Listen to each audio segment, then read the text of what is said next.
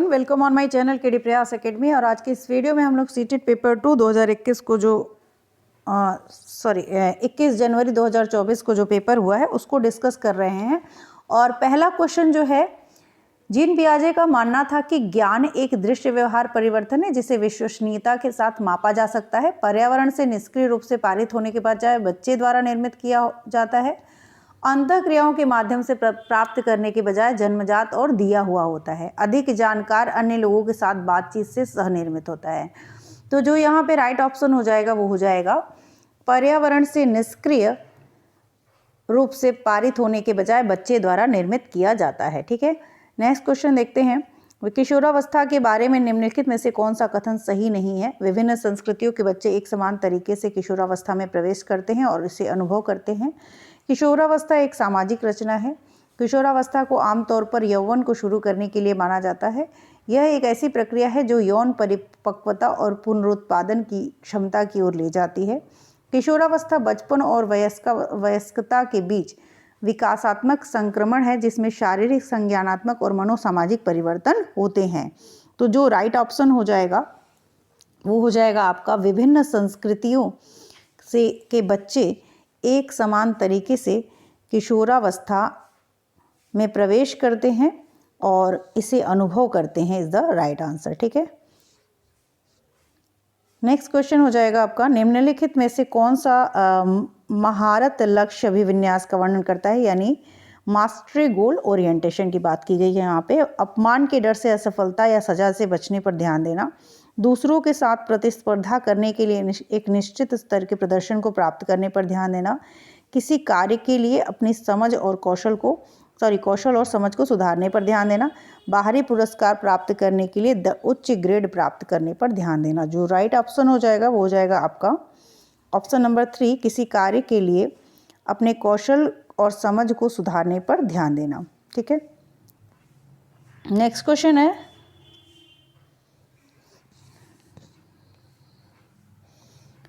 प्रगतिशील निम्नलिखित में से कौन प्रगतिशील शिक्षा में शिक्षक की भूमिका का सबसे अच्छा वर्णन करता है?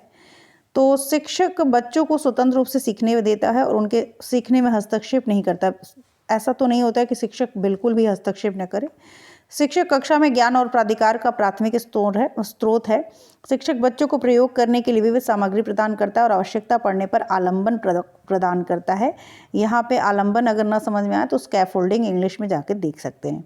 शिक्षक पाठ्यचर्या मानकों का कड़ाई से अनुपालन सुनिश्चित करने के लिए जिम्मेदार है। तो जो राइट आंसर हो जाएगा वो हो जाएगा आपका क्वेश्चन नंबर 4 का, शिक्षक बच्चों को विविध सामग्री प्रदान करता है और आवश्यकता पड़ने पर आलंबन प्रदान करता है। ये आंसर आपका राइट हो जाएगा। ठीक है, नेक्स्ट क्वेश्चन देखते हैं। जीन पियाजे के अनुसार चिन्हों के लिए चिन्हों का प्रयोग करने की क्षमता, जैसे अक्षर को अज्ञात अंक के लिए मानने की क्षमता के दौरान विकसित होती है और विद्यार्थियों को सीखने में सक्षम बनाती है।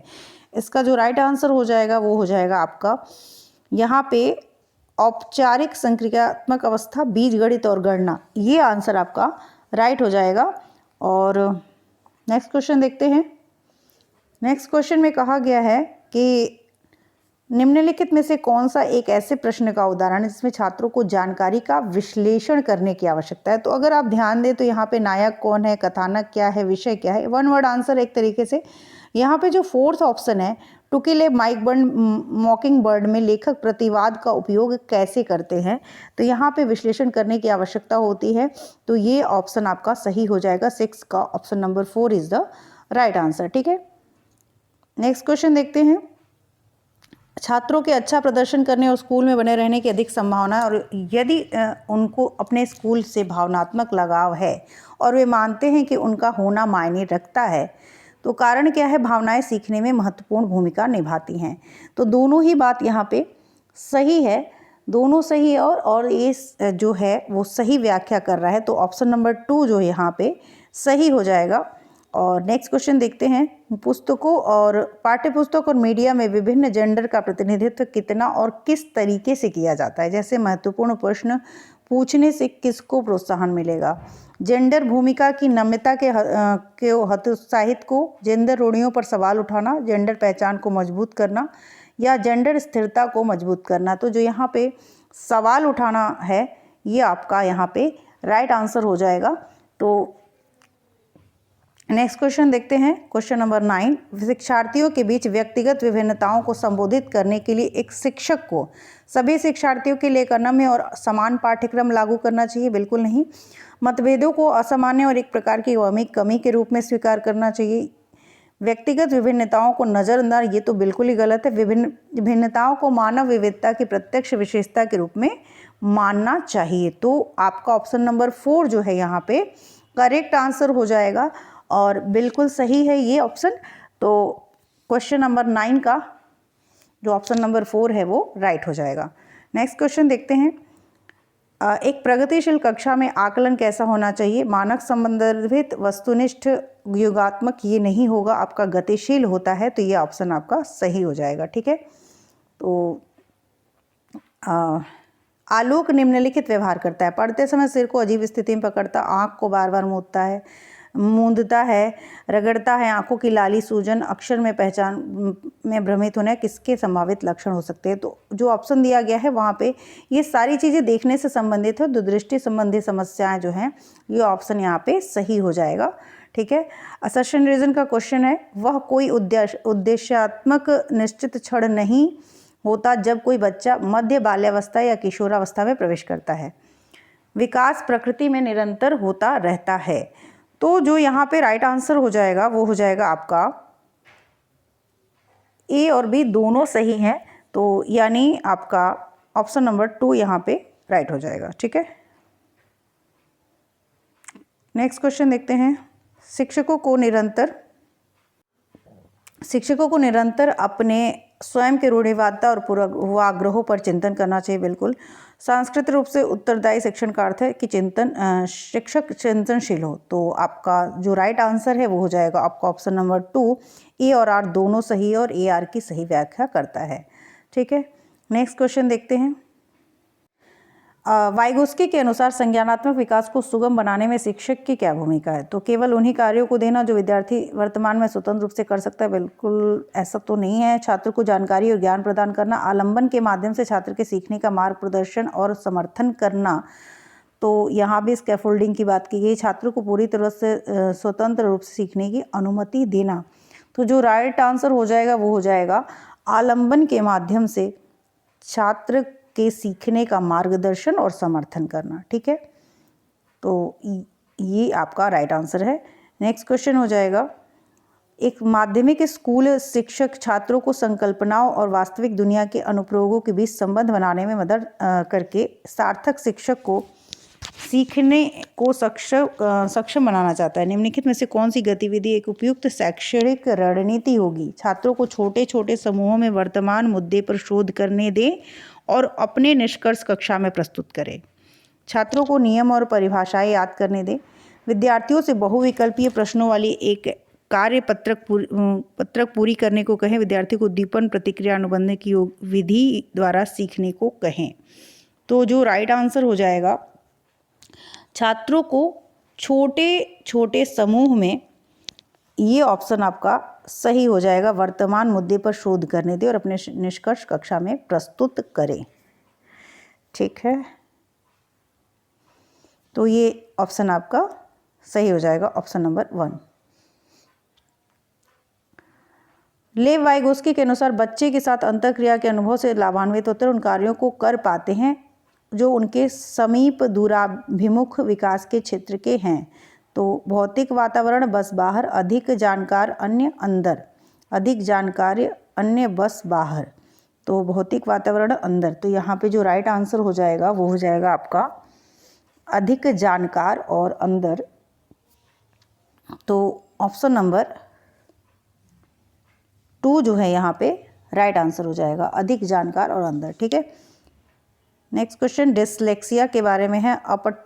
अपठन वैकल्प डिसलेक्सिया एक स्थिति है जो शिक्षार्थी की क्षमता को प्रभावित करती है।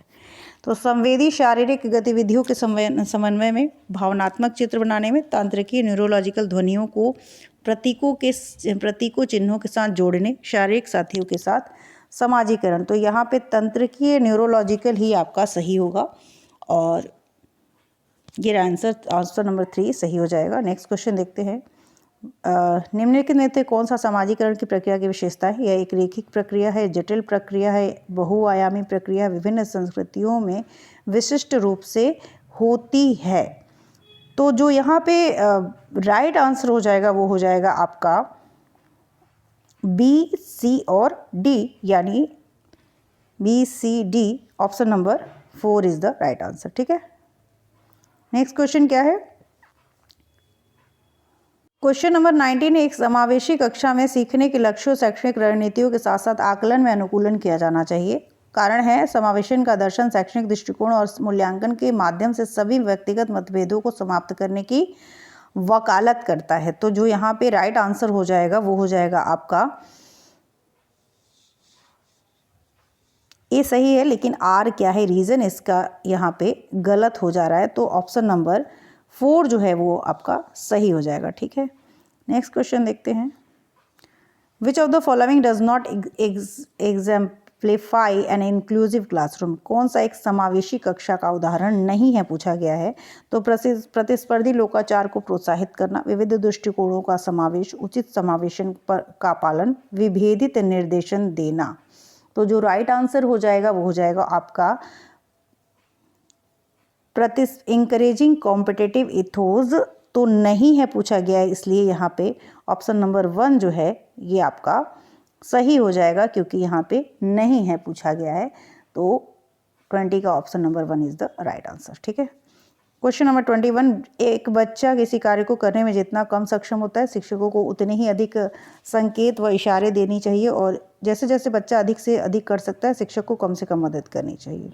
बुद्धि को बुद्धि की गणना करके सटीक रूप में नहीं मापा जा सकता। तो जो यहाँ पे राइट आंसर हो जाएगा वो हो जाएगा आपका 21 का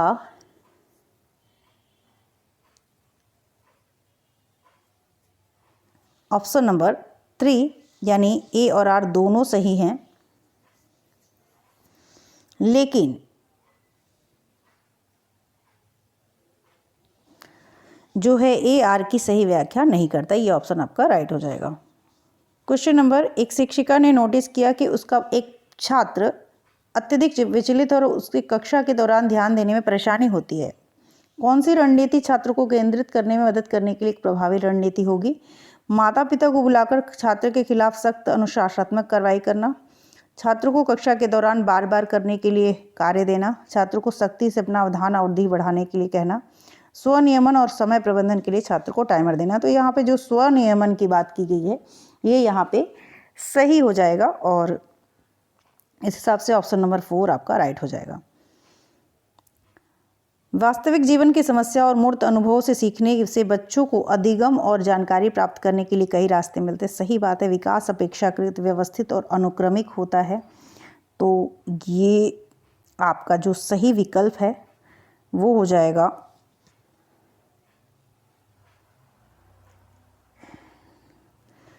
दोनों ही सही हैं, और यहाँ पे ऑप्शन नंबर 2 आपका सही हो जाए। ए और आर दोनों सही, और ए आर की सही व्याख्या करता है। ठीक है, नेक्स्ट क्वेश्चन देखते हैं। रचनात्मक मूल्यांकन के लिए कार्य की प्रगति को दर्शाते पोर्टफोलियो एक प्रभावी प्रणाली है, क्योंकि वे मूल्यांकन की प्रक्रिया में छात्रों को शामिल करते हैं, व्यक्तिगत छात्रों की प्रगति के बारे में अंतर्दृष्टि प्रदान करते हैं, मुख्य रूप से अंतिम उत्पाद की प्रस्तुति पर ध्यान केंद्रित करते हैं, वे छात्र अधिगम के ठोस सबूत पेश करते हैं। तो जो यहाँ पे राइट आंसर हो जाएगा वो हो जाएगा आपका ए, बी और डी। तो यहाँ पे ए, बी, डी, यानी option number 1 is the right answer. निम्नलिखित में से कौन सा रचनावादी अधिगम सिद्धांत का मूल सिद्धांत है? अधिगम मुख्य रूप से एक निष्क्रिय प्रक्रिया है जिसमें सूचना प्राप्त करना और याद रखना शामिल है। शिक्षकों के छात्रों को प्रत्यक्ष निर्देश और स्पष्ट मार्गदर्शन प्रदान करना चाहिए। अधिगम तब होता है जब छात्रों को शिक्षकों से सही उत्तर और प्रतिपुष्टि मिलती है। छात्र अपने पर्यावरण के साथ सक्रिय संलग्नता के माध्यम से अपने ज्ञान का निर्माण करते हैं। तो जो यहाँ पे राइट आंसर हो जाएगा वो हो जाएगा छात्र अपने पर्यावरण के साथ सक्रिय संलग्नता के माध्यम से अपने ज्ञान का निर्माण करते हैं, ये मूल सिद्धांत है। तो 25 का ऑप्शन नंबर 4 जो है वो राइट हो जाएगा। कोहलवर के नैतिक विकास के सिद्धांत की कैरोल गिलियन की आलोचना का केंद्रीय तर्क क्या है? तो यहाँ पे जो राइट आंसर हो जाएगा, स्कूल जाने वाले बच्चों के लिए अध्ययन के शैक्षिक निहितार्थ, देखभाल की नैतिकता और नारीवाद, यही आपका ऑप्शन सही हो जाएगा। तो देखभाल की नैतिकता और नारीवाद दृष्टिकोण, ये ऑप्शन सही है। नेक्स्ट क्वेश्चन देखते हैं। सुजाता नृत्य प्रतियोगिता में केवल इसलिए उत्सुकता से भाग लेती क्योंकि वह नकद का प्रथम पुरस्कार जीतने में रुचि रखती है। तो बाहरी रूप से प्रेरित है और यही ऑप्शन आपका सही हो जाएगा। तो सुजाता जो बाहरी रूप से पुरस्कार के प्रति है, तो बाहरी रूप से प्रेरित है। ठीक है। नेक्स्ट क्वेश्चन है, निम्नलिखित में से कौन सी प्रक्रिया वातावरण से प्राप्त जानकारी के अर्थ निर्माण और उसे स्मृति में आगे संग्रहित करने के लिए आवश्यक है? वातावरण से प्राप्त जानकारी के अर्थ निर्माण और इसे स्मृति में आगे संग्रहित करने के लिए आवश्यक है। तो भूलना, क्षय होना, रिट्राइवल। तो यहाँ पे अगर देखें तो ये दोनों ही हो सकते हैं, लेकिन अटेंशन जो है आपका ज़्यादा करेक्ट है, तो अटेंशन पे जाएंगे। इसमें मैं क्वेश्चन मार्क अपने हिसाब से लगा सकती हूँ। तो नेक्स्ट देख लीजिएगा आप लोग। कोहलवर के नैतिक विकास की किस अवस्था में बच्चों का तर्क कानून की नैतिकता के इर्द गिर्द घूमता है? स्वायत्त, पूर्व पारंपरिक, विषम नैतिकता या पारंपरिक नैतिकता? तो यहाँ पे जो राइट आंसर हो जाएगा वो हो जाएगा आपका पारंपरिक नैतिकता। ठीक है। तो यहाँ पे conventional morality is the right answer. 30 का, एक प्रारंभिक विद्यालय का शिक्षक छात्र के शैक्षणिक आत्मसंप्रत्यय के विकास को दृढ़ता से प्रभावित कर सकता है। विशेष छात्रों से बहुत कम उम्मीदें रखना, सभी विद्यार्थियों से बहुत कम अपेक्षाएं रखना, छात्रों में स्वायत्तता और पहल को दंडित करना, छात्रों में स्वायत्तता और पहल को पुरस्कृत करना। तो छात्रों की पहल को पुरस्कृत करना यहाँ पे सही आंसर हो जाएगा, क्योंकि यहाँ पे बच्चों को एक तरीके से मोटिवेट किया जा रहा है। तो ये ऑप्शन आपका सही हो जाएगा। ठीक है। तो 30 क्वेश्चंस हो गए। नेक्स्ट वीडियो में मिलते हैं आगे की हिंदी वगैरह को देख के। तो चलिए आज के लिए इतना ही। वीडियो अच्छी लगी हो तो चैनल को लाइक, सब्सक्राइब और शेयर जरूर करिएगा। Thank you.